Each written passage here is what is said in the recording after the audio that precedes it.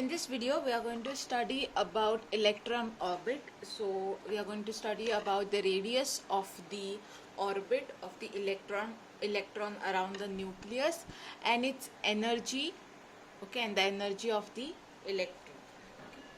So, the type of atom that we are going to consider in this is the hydrogen atom, because hydrogen atom is very small and it has few number of electrons. Okay. So let us consider a hydrogen atom.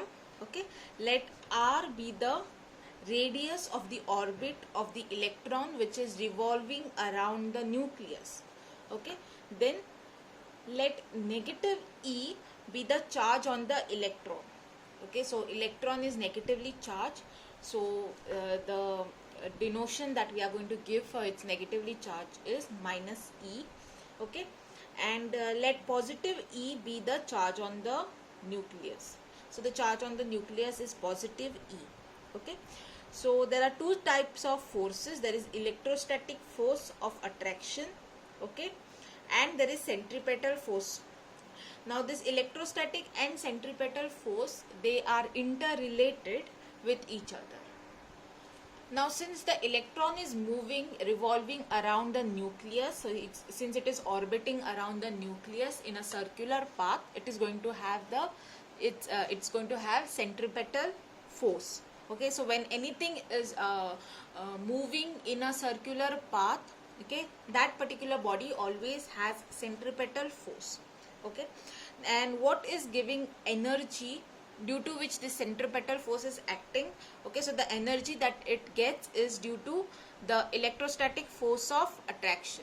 Okay, so the electrostatic force of attraction which is there, okay, in the atom, that gives rise to centripetal force. Okay, and both these forces are equal, so we can say that centripetal force is equal to electrostatic force of attraction. Okay, so how much is centripetal force? Centripetal force we have studied in 11th standard, that Fc is equal to, that is centripetal force is equal to mv square upon r. Okay, where m is the mass, v is the velocity, and r is the distance. And electrostatic force of attraction we have just studied in the last video, which is 1 upon 4 pi epsilon naught, okay, E square upon R square. Okay, E square is the product of the two charges, R is the distance.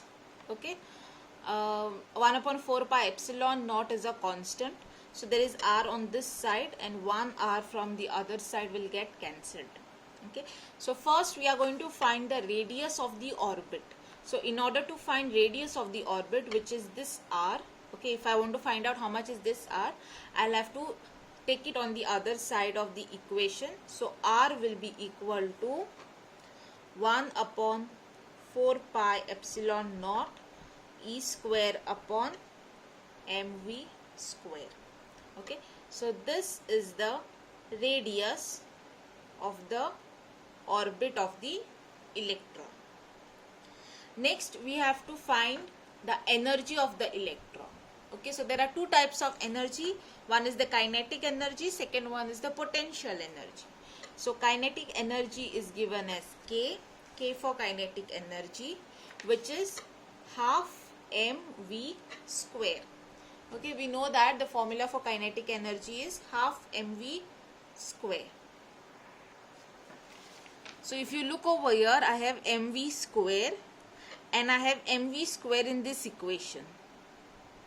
Okay, so if I substitute this mv square over here, I will get kinetic energy of the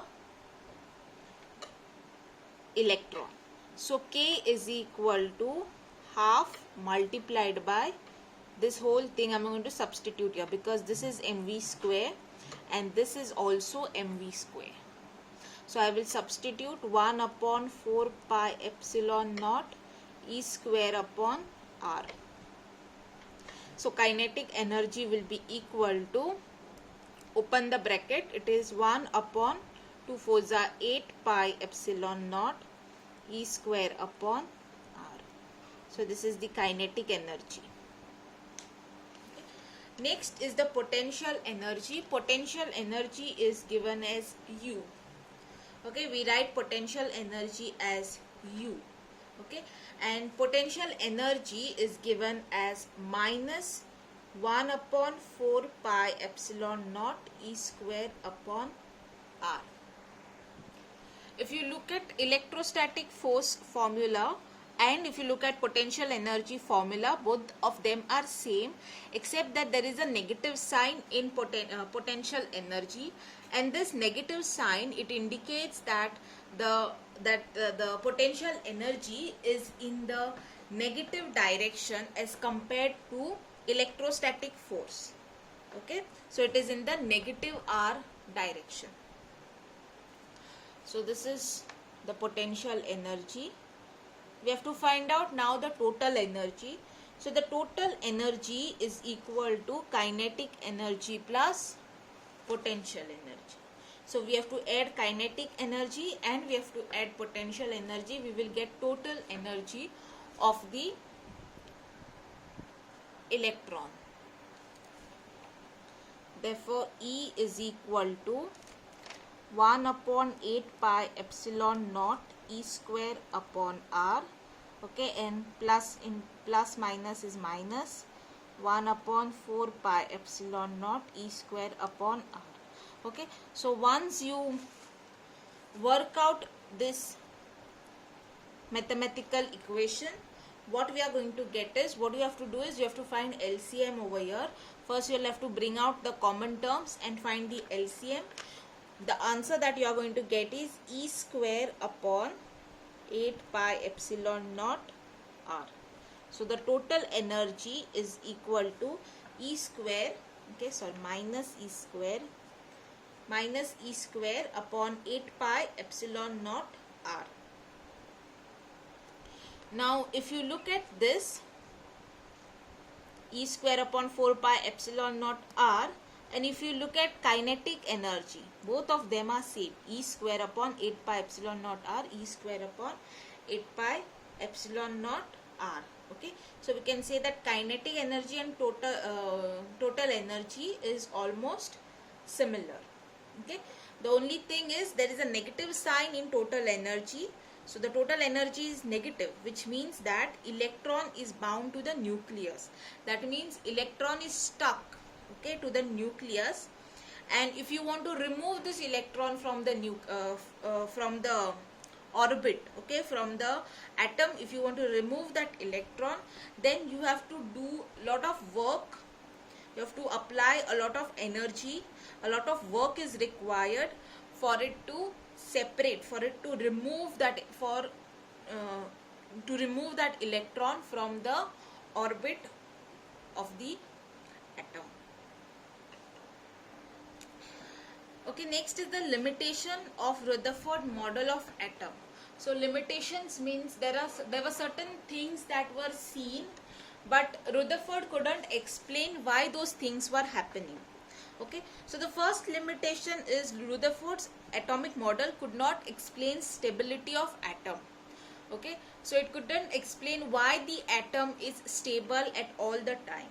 Okay, now what is happening is that electrons, they were moving around the atom in circular orbit and they were being accelerated. That means their speed was kept on increasing. Okay, so when speed increases, what happens is, as the speed is increases, its force increases, energy increases.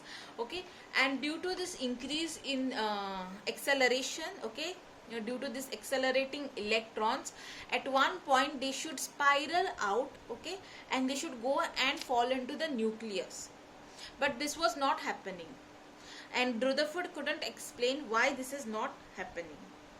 Okay, the second limitation of Rutherford was that electrons, they spiral inwards and their angular velocities change.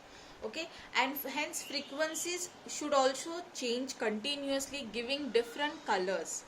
Okay, but this was not seen in the line spectrum which was observed. Line spectrum means experimentally you see what type of colors are emitted by a particular um, atom. Okay, so the spectrum, the colors that were observed were different, and Rutherford couldn't explain this phenomena as well. So these were the two limitation of Rutherford's atomic model.